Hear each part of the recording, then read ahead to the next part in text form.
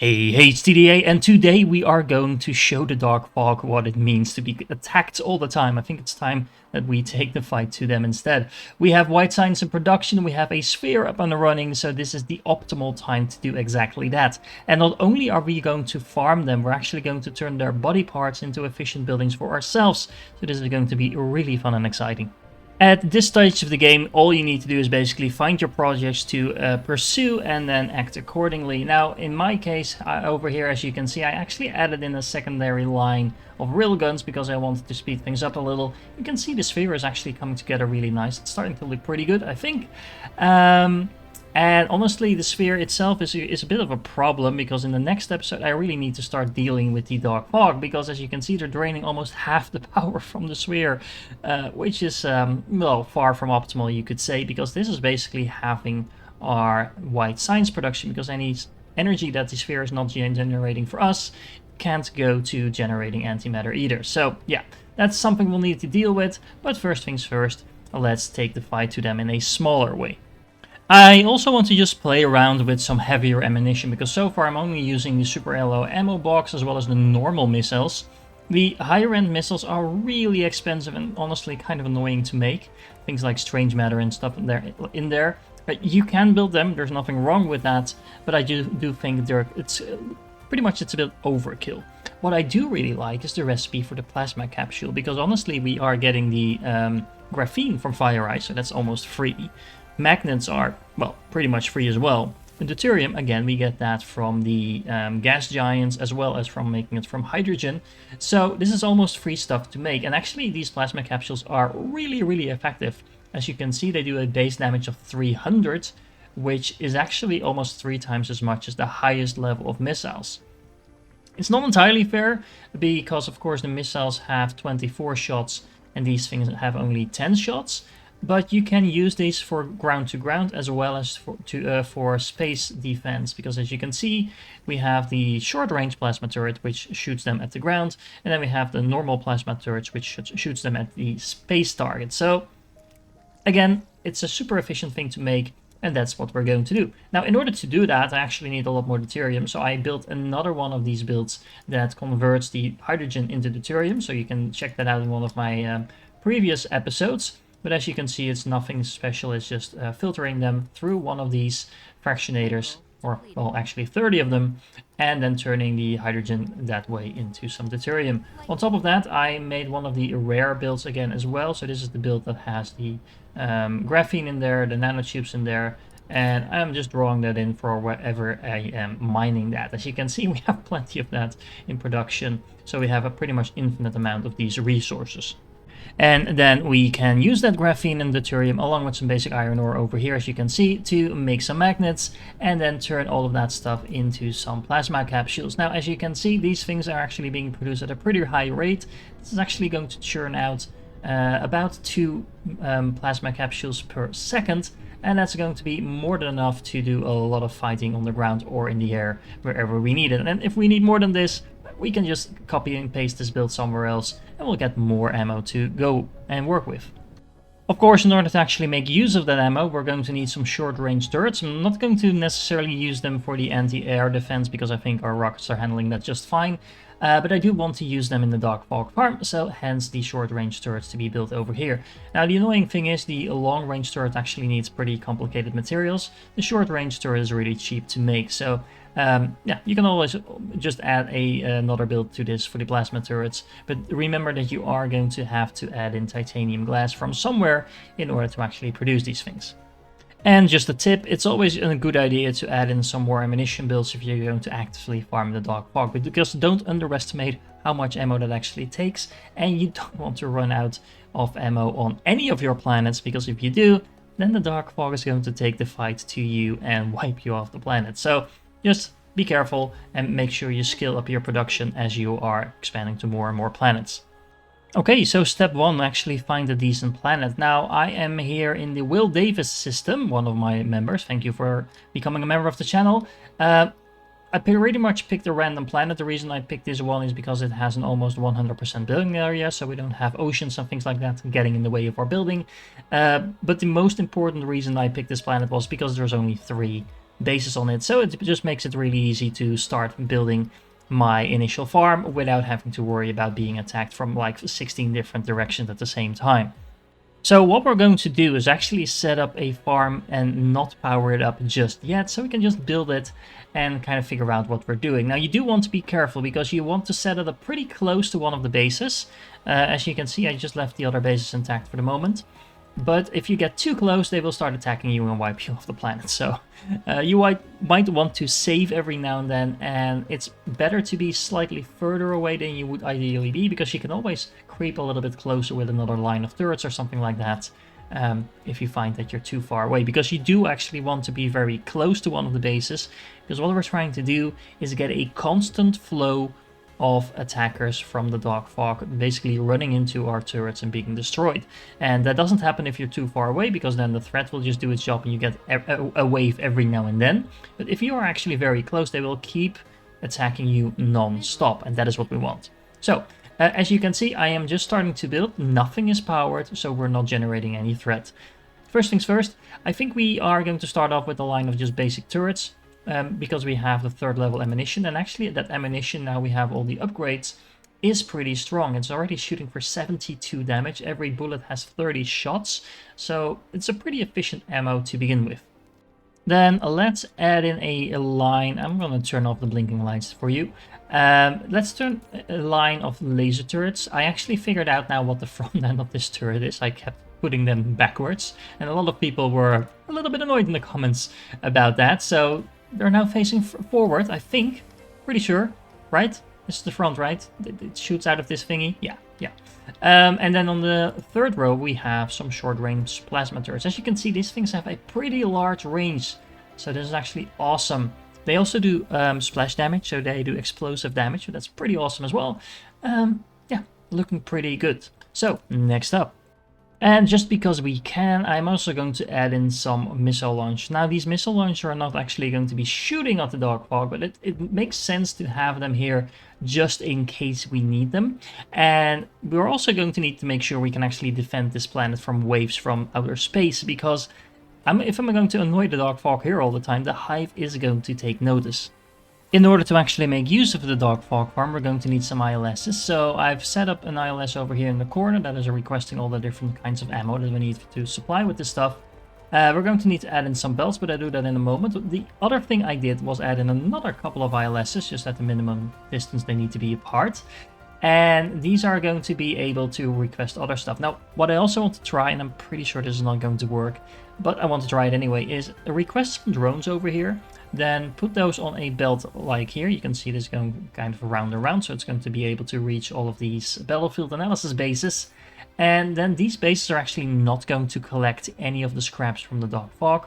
They're just here to soak up these precision drones and hopefully attack the Dark Fog with them. They might be a little bit too far away, not sure, let's find out. And that's all they're doing. Well, actually, that's not all they're doing. They're also going to be able to repair all these buildings that are close by. Of course, the other ILSs we can use to start soaking up some of the resources, but that's going to be one of the next steps. Now, this last ILS here in the corner, this is actually the only one that's going to be requesting space warpers. We're exporting that here on this belt, and then we're exporting the warpers again here on this belt. So all of these 4 ILSs will actually have access to warpers without me having to request it for each one of them separately. Now, in order to actually get the resources from the Dark Fog up to our other planets, we're going to need to collect them. Now, as you can see, I've set up a very simple circular belt here to just demonstrate the idea that I'm going for. So we have a belt that's just going to go round and around. So anything we put on the belt is going to come across all the different ILSs that we put connected to it. And then every ILS is going to start soaking up some of the resources I want to collect. Now, you do want to make sure that you set the filter for the Dark Fog drops that you can find over here to the actual items you want to collect. So I recommend not collecting any of the more basic items and just focusing on the more expensive stuff. But again, it's completely up to you. And by doing that, we need a ILS with a filter for every single item that we are going to drop. If you don't do this, your belt will get full, and then everything will stop working. And you set a filter on every one of these sorters. So this means, for example, this sorter over here is going to drag off all the antimatter that we're going to get from the Dark Fog. Now we are far from done because we actually need to add in a couple of other things. So I decided to add in a version of my offensive platform on the sides of this build, on both sides actually. So one over here and one over here. Now this does a couple of things. First of all, it adds in a power production facility. Secondary, it adds in a planetary shield generator. Just to be safe, I put one here in the middle as well. But honestly, I think with just having one on each side will actually do the trick. And it's going to add in more missile launchers to make sure we are able to defend against space. But not only that, this build will also help me actually defend from any enemies that will approach by land. Because honestly, all these enemies are going to zerk in here and just die. But there's more of these planetary bases. So I just want to be able to place this down and start it up without having to worry, at least initially, about the other waves coming in from other directions. So this will just help keep it safe a little bit more. Now, of course, there's also these battlefield analysis bases in here that can start soaking up the actual drops from the dark fog. So the ones over here, I actually set a filter so they cannot collect anything because they're not connected to the circular belt, but these ones are. Now, you do want to make sure that you have the incoming belt with new items in a 90-degree angle from the ongoing circular one. So what I mean by that is, let's say I would connect this planetary base, sorry, the battlefield analysis base, like this. This line has priority. So anything coming back around from this this side of the circular belt will be stuck here if there's already items here. So this means this belt can actually stop moving.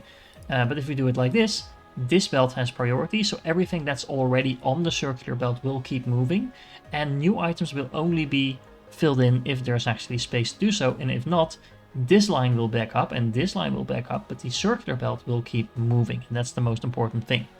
Alrighty, and of course we know that these turrets in the front are going to be toast if we don't repair them quickly whenever we are getting attacked, which will be all the time. So I added in a whole line of battlefield analysis bases to here, along with of course a belt that runs behind it and is connected to the battlefield analysis base with a piler, so that we can bring in even more resources to the circular belt over here. Now, which items do you want to export? Again, I would recommend the most expensive stuff, but you're also going to want to grab some of the actual Dark Fog items. So the Dark Fog Matrix and the Matter Recombinator are going to be the first two items that you unlock, and you want to make sure you grab some of those as well. If you want, you can also start grabbing some rare resources, but it's really up to you which item you want to export. Now, I'm not entirely sure if we actually have enough power here, so I figured why not just add in another ILS in the middle, because we have this nice open area, and add in some more power as well, just to be on the safe side. Now, I think we're pretty much ready to test if this thing works.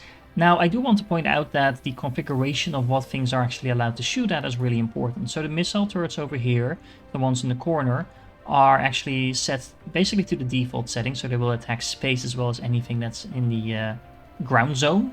They are not firing at the upper air, so the default offensive base that I've had in my blueprints actually does fire at upper air, and that means it will start taking out relay stations, but we don't want to do that in our Dark Fog farm. We want these things to stay alive, so and we want them to actively produce units, so yeah, leave them alone.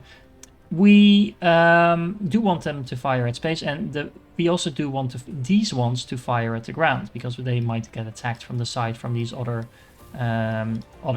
planetary bases. However, the ones over here are actually set to only fire at space, so you could argue that we should actually move them somewhere else. I'm just going to leave them here, I think it's fine, but these are just meant for air defense. So honestly, you could argue that because we have quite a few of them now on the side as well, you can take them out completely and then just move this line back in here. I just think it looks really cool to have all these different types of turrets in here together. But yeah, again, there's a definite argument to make to move these to somewhere else, maybe like to the back of this area, for example, or just to completely take them out to begin with. Anyway, let's see if we can fire this up and get it to work. Everything is turning on. Yeah, that looks good. That means these are going to turn on as well. Do we have enough power? Yes, we do have plenty of power, although we are not actually being attacked just yet, so we don't know for sure. Let's see if we can tease them to come in. Ooh, you start shooting at me, that is fine. Then we are actually going to fly back because I want to see if this can handle itself. Yep. Do we have an infinite flow of dark fog coming in? It does look like it. As you can see, it says assembling, but it's still continuously being sending units to me. It seems that some of the splash damage from the plasma cannons is actually damaging the turrets in the front as well. So, well, I think we're about as close as we can get to the base without actually aggroing it actively by just building stuff there. As you can see, we are now getting in some waves from the side as well, and the turrets are doing their job and taking that out. And as you can see, my FPS is starting to struggle for the main reason that actively attacking the dark fog and the planet, and remember, this is a endgame save already, so I'm doing a lot of stuff in the background on the planets as well, is very taxing on your system. So if your system is not able to handle that, don't worry, I have a pretty good one, and mine is already struggling with it as well. Now, I actually do want to take out the other planetary bases on this planet as well, and I think we should be able to do this by ourselves now, because if you look at it, I have a total of not 4, but actually 8 of these ground squadrons. So if I get close to the enemy base like this, just getting in range so they're close enough to start attacking them, but far enough away that the turrets don't shoot at me, I think we should be able to take out the, first of all, the units and then some of the turrets. Now, this is going to, of course, get some of my things destroyed, so make sure you bring enough of them. And also make sure you bring enough power with you, because if you run out of power while doing this, as you can see, it's a pretty hefty drain on my power. Everything will stop working, and they will start attacking you, and you'll be defenseless, so that's not a good thing. But as you can see, we can just pretty much vacuum up this level 12 base. Level 12 is definitely not the highest the level they can get, but it's a pretty decent way of clearing a planet like this without having going to go through all the hassle of destroying things. Now, of course, the relay station is still here, so we do need to put in a geothermal. There we go. And that should take care of that, and then we can take out the secondary one as well. Now, speaking of levels of the planetary base, the level of the one that we're actively farming will shoot up a huge amount. And for some reason, it seems like if you attack them with heavier ammunition, like plasma, it actually levels them up faster. I'm not entirely sure why that is. It might have to do with something with the damage that these units are taking, because these do such high damage per shot. Not entirely sure, but anyway, as you can see, this base is already up to level 22. So we are getting access to more and more high-tech dark fog, and they're starting to drop more and more impressive items. We are already bringing in things like antimatter, which is going to be massively useful, because of course antimatter is pretty hard to produce, especially early on in the end game. So this is just free white science, basically. We're also going to be able to farm things like antimatter fuel rods. Basically, every endgame stuff that you would want is actually going to be free of charge right now, just from farming the dark fog.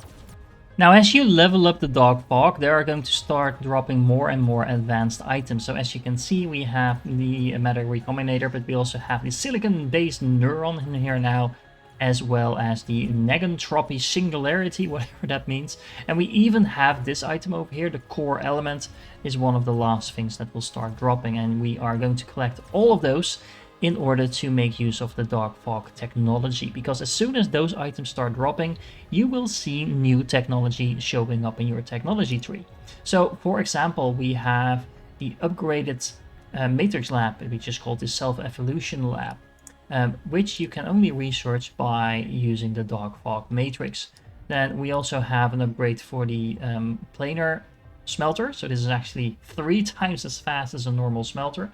As you can see, this is part of the reason why I actually skipped the planar smelters, because you want to be using these pretty much at the same time you get access to the planar ones. And then we have a similar version for the assembler as well. This is basically a Mark IV assembler, twice as fast as the normal one.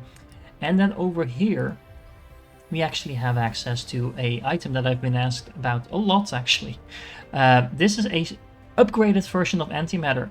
It is going to contain 10 times as much fuel or power as a antimatter rod, which already has a huge amount of power in it, and it only takes 8 of these antimatter rods in order to make one of these. So as you can see, this is a 20% boost. Not just that, if you use them in your fuel chamber, they're actually going to be more efficient even than the antimatter as well. So if you have this in your mech, it's pretty much never going to run out of energy. These things last for a ridiculously long time. So they're also really expensive to make, but this is pretty much the thing we're going to be aiming for. Researching the Dark Fog research is really quick. You just dump some of these items in your own inventory. Make sure you use the items in your inventory. You don't need to export them to your Matrix lab or whatever. As you can see, it goes super fast, so don't worry about that. Then, once again, I'm going to turn off the flashlights, but I added in a couple of PLSs over here, as well as some more ILSs, because we are going to need to produce all of these items that we just unlocked by making this research available to us. Now, in order to do that, I also have a couple of assemblers over here, and I try to organize them in such a way that they're nice and symmetric. So we're going to need to make a smelter, we're going to need to make an assembler, we're going to need to make a new matrix lab, and we're going to need to make new fuel rods. We're also actually going to need to produce the planar smelters, because I haven't actually done that yet. So this is where these builds are going to come in. Okay, so first things first, let's start making some planar smelters. In order to do that, we're actually going to need frame material, plane filters, as well as unipolar magnets. Now, these two things actually drop from the Dark Fog, so we have them available right here just because we're farming the Dark Fog. The annoying thing is frame material actually doesn't drop from the Dark Fog for whatever reason. Everything else does, but this item doesn't. So we're going to need to bring that in from the outside. Then we are going to be producing the upgraded version of the smelter, and that is going to require a couple of the items that the Dark Fog drops, along with some quantum chips. Now, quantum chips are actually going to be used in several of these recipes, so I think we're going to have to bring those in from the outside as well, because we're not going to have enough dropping from the Dark Fog themselves. Now, of course, in order to efficiently get the resources where they need to go, I actually am drawing things off these, the circular belt into the ILS or the PLS right next to where I'm actually constructing the stuff, in order to get the items efficiently to where they need to go. It also means that if you're doubling up on the PLS and ILS, then you actually have additional storage in case, for example, some of the items that are going to be dropping in quite large quantities are starting to overflow. It takes a little longer before this becomes a problem. In a very similar way, I've added in the other buildings as well. So on the right side here, we are actually producing the assemblers. We are requesting the Mark III assemblers as well as the Matrix labs into this ILS over here, and then we're exporting the upgraded version. As you can see, we already have some recomposing assemblers ready and good to go. The main problem is, as I said before, that we're not getting in enough of these quantum chips, so we're going to have to work on that.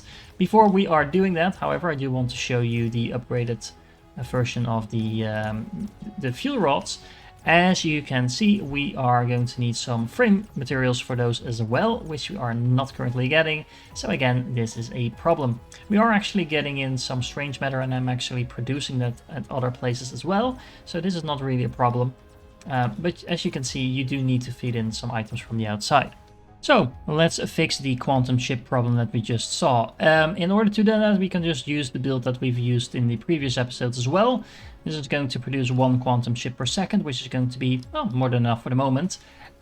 Just make sure that you delete the actual distributor that is part of that, because we don't want to, well, use the distributors at all. We're actually just going to use the vessels and the drones. Something else that we need to do is make sure the setting over here is still set to remote storage, because we don't want these quantum chips to fly off to different planets. We want to use them in the factory right over here. In order to fix the problem with the frame materials, the problem being that we don't have any of the Dark Fog dropping this, we're going to need some nanotubes, alloy, and as well as silicon. Now, we actually did already make a build for the alloy last time. This is actually going to produce a hefty amount of that. As you can see, it's a very straightforward build that I showed you last time as well. Make sure again that you remove these boxes, because these are going to make sure that nothing really happens. And then we're going to need to add in some silicon in order to make the actual frame materials, which then looks very similar to something like this if you do it like I've done it over here. So I added in another 10 smelters making the silicon. It's the same number actually that we have in the titanium, but I just mirrored it to make the build look a little bit more symmetric. I've added in the other ILS in order to make sure we have a way to get in the nanotubes and the silicon, as well as able to export the frame materials. And then all we need to do is add in a total of 20, I believe this is. Let's count. Yep, it's 20 assemblers, Mark III assemblers, making the actual frame materials. And as you can see, we are now getting in a boatload of frame materials, so this is going to be super useful. And again, make sure you set this to remote storage because you don't want this flying off to your other planets. Then what I've done over here is actually add in another build for the quantum processors, exactly the same as the one we already had. So I have 2 of those along with the one for the frame materials. And then I think that should have fix all of the production that we need in order to get this going. Oh look, my belts are stuck. What seems to be the problem? Oh right, do you remember where I was just demonstrating you that you shouldn't build your belts like this in a particular way because it will stop your belts moving? Well, I actually was fiddling around with my belts and apparently I made exactly that mistake. So, do as I say, not as I do, please. Another issue that you might run into is that some of these items actually are dropped in such high quantities that your storage will end up really quickly filling up. Now, as soon as something like this fills up, that means that the belt still can get full, basically polluted by more, in this case, dark fog matrices, making it hard for any other items to get on this belt. And of course, you do want to make sure you keep adding in new items and exporting them, because we're getting stuff like antimatter as well as antimatter fuel rods in here.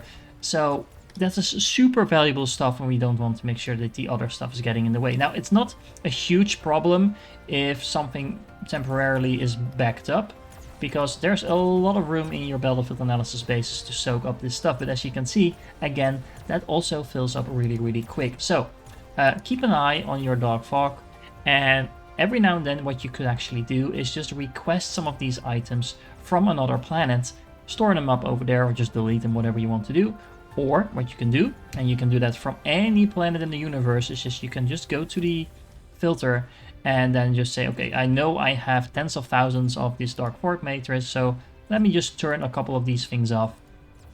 And maybe in an hour or 2 I can turn them back on, but it will take a very long time for me to actually burn through thousands of these things. Because remember, you actually don't need that many of them in order to make a couple of these buildings, and that's the only use you have for them. So it's only 10 of them per assembler, so 1,000 is going to make 100 assemblers, and we have 10,000 of them. It's going to make 1,000 assemblers, so like I said, you're not going to burn through those very quickly. One very important thing that you want to do is actually proliferate the fuel rods. So let me show you. If I have the unproliferated fuel rods in my inventory, they have 72 gigajoules and 1100 fuel chamber generation. Now, if I put them on this belt over here, you can do that like so. Just click them on the belt and drop them in here. As you can see, they will start being proliferated. Now, these items actually have 2300 fuel chamber generation as well. So that's more than twice what they've had before. So this is an insane amount of power going into your mech just by proliferating these items. And proliferating these things is pretty much cheap anyway. Now, there's no point in proliferating the inputs. You won't get additional ones of these because the recipe itself only accepts the production speed up. Speeding this production up is not going to be worthwhile, so you don't have to worry about proliferating anything else. The same holds for the production of the buildings. As you can see, you can only speed up the production speed of it. You could argue that there is some point in doing that, but honestly, I don't think it's worth the fuss. So if anything, just make sure that you actually proliferate the fuel rods themselves. Okay, so one last addition to the Dark Fog farm are actually a row of signal towers in the front along with a couple of laser turrets. The laser turrets are just here because I wanted to fill up the gap. But the signal towers are really important because they have a lot of high health. And at level 30 I noticed that I was losing some buildings every now and then. And of course I don't want to babysit this farm. And the signal towers draw the initial attention from the Dark Fog. As you can see, this one is getting attacked all the time. But because these things have so much health, and we have the battlefield analysis bases right next to them, they're pretty much going to be instantly repaired, while these turrets have a lot less health. So every now and then a couple of the units would get through, take 1 or 2 of these things out, and of course if that happens a few times, you're not left with any turrets. So this is just to safeguard the build for the max level attacks that we're getting now. Other than that, the build is working like intended, so we are producing a nice amount of smelters. We have, I think, quite a few of these recomposing assemblers as well. even if you only get a couple of hundred of these, keep in mind that these are actually going to be twice as efficient when we're talking about the assemblers. And when we're talking about the smelters, they're actually 3 times as efficient as the base level ones. So you don't need massive amounts of this even to make use of them. I also made sure that the planar filter ones are, the planar smelters I mean, are actually being put in the ILS as well. Why? Just because I can, because as you can see, we're not non-stop producing this. And the weird thing is the bottleneck is actually the base level energy shards that we need from the Dark Fog. So this is one of the most basic items that drops from those units, but because we're farming a level 30 base, and the base levels up automatically, so there's not much we can do about that, we're actually getting relatively few of those drops. Kind of a luxury problem, I would say, because, well, having these smelters is a pretty awesome thing. But the only thing we can do about that is basically copy pasting the blueprint for this farm and setting up some more farms like it. And honestly, that's not a bad idea because we're getting a pretty hefty amount of antimatter. Keep in mind, antimatter once again is very valuable, so this is pretty nice to produce. We're getting a ton of other materials as well, so there's nothing wrong with setting up a few more farms, and at this point it's going to be pretty easy to do that. Now I just want to once again point out the awesomeness of these fuel rods. The base proliferated deuterium fuel rods have 750 megajoules and will get you a 400% bonus when applied to your fuel chamber. So this is why I use these in my fuel chamber. Now these ones have 72 gigajoules, so that's almost 100 times as much energy as one of these deuterium fuel rods. But on top of that, that's going to be multiplied by 2300%. So basically times 23 rather than times 4. So one of these fuel rods is hundreds of deuterium fuel rods, and these things are already pretty awesome. So yeah, this stack is going to last me for a very, very long time. And in the meanwhile, of course, we even get more fuel rods. Now you can also put these in artificial stars and consume the power like that. Nothing wrong with that as well. Again, it's a huge amount of power that you're going to be supplying in that way. But I would recommend make sure that at least you're using some of these in order to supply your own power production, because this basically is going to give you infinite energy. Well, I hope you enjoyed this little masterclass about destroying the Dark Fog infinitely a number of times all over again. And well, basically this is just us taking our revenge at those pesky little robots attacking us all over the place. If you're still here, you're awesome, but make sure that you also tune in for the next episode, because we're actually going to take the fight to the hives then, and getting all these materials in place is going to be really helpful in order to do that. If you're still here, you're awesome, and I do hope to catch you in the next one.